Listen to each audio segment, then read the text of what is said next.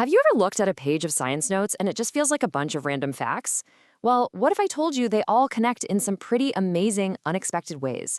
Today, we're going to do just that. We're going to connect the dots on a science revision sheet, linking everything from the light we see to the stuff we use every day, and yeah, even the changes happening in our own bodies. Let's get into it. So, here's the game plan. First, we'll shine a light, pun intended, on how we actually see things. Then, we'll mess around with the physics of mirrors and shadows. After that, we're going to uncover the secret superpowers of materials. And to wrap it all up, we'll take a look at the incredible science behind the journey of growing up. It's a lot to cover, so let's dive right in. All right, section 1, seeing the light. Look, before we can talk about seeing anything, we have to start with the source of it all, light itself. So, where does it even come from? You know, pretty much everything you can see fits into one of two boxes. Over on the left, you've got your luminous objects. These are the light makers, the rock stars, like the sun or a light bulb. But then on the right, you have non-luminous objects, like a table. Or, get this, even the moon. They don't make their own light. So that begs the question, if they don't make light, how on earth do we see them? The answer is one simple but super powerful idea: reflection. Light from a source, say the sun, shoots out, hits an object, and then bounces off of it, kind of like a tennis ball hitting a wall.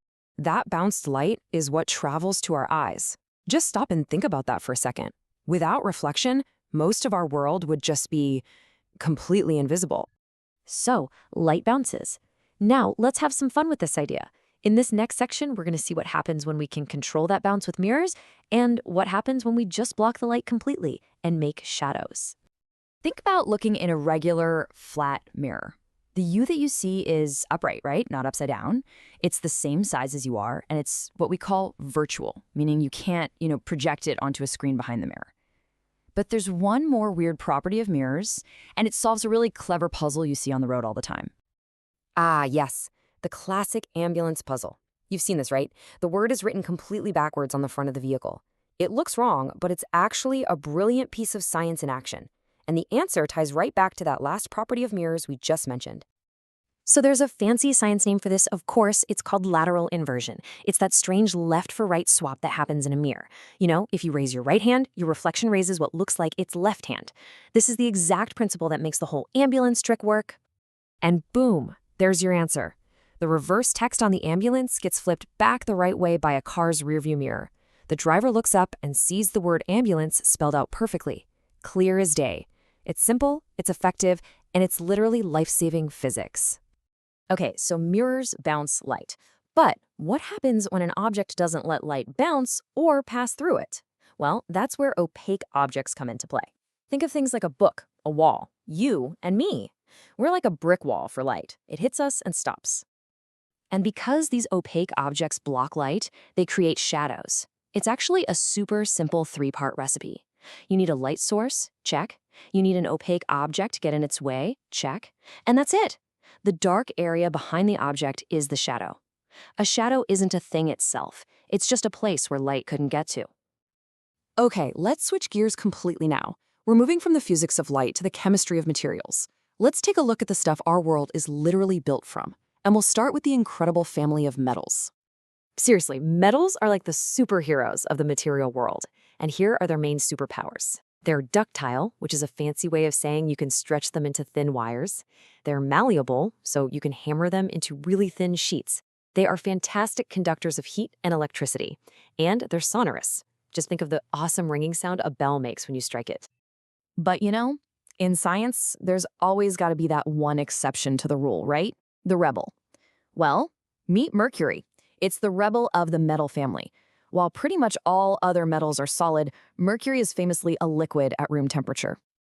Okay, here's a mystery you have definitely seen at home, maybe with old jewelry or fancy cutlery.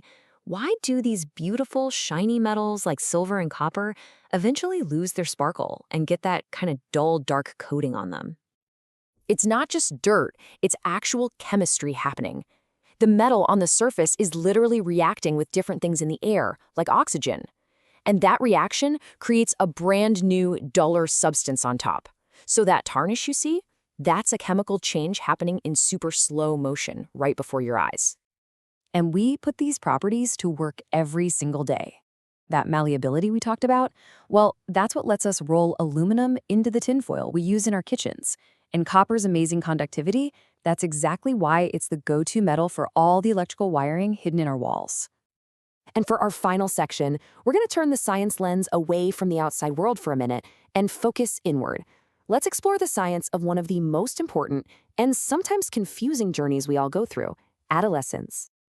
So, what is adolescence, really? Scientifically speaking, it's that incredible transition period in our lives.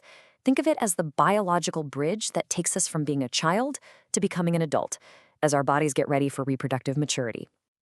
Generally, when we talk about this period, we're looking at the teenage years. It usually kicks off around age 11 and can go all the way up to 19. But of course, this is just a guideline. Everyone's own personal timeline is unique.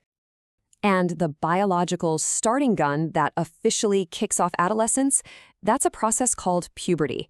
It's the signal that really begins all the amazing and complex physical changes the body is about to go through during these years. A classic example of one of these changes is when a boy's voice deepens. What's happening is that during puberty, the voice box, the scientific name is the larynx, it actually grows larger.